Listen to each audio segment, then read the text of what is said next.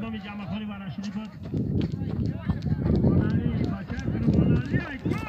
یک در جان میزنی ای دو در می یک شبیه بیتی این از سلطا بگی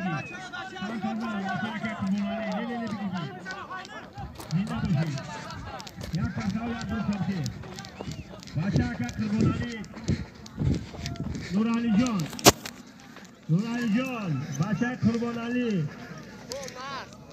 کلیشکای آسپاش میکو قطی یک تا بروک یک تا کتا 20 تومن پول که حلال داشت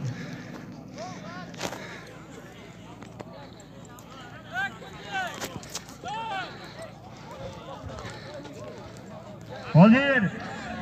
پرتوشتگی چوانداز میرانی چوانداز بچه که قربانالی یک تا کرتا یک تا بروک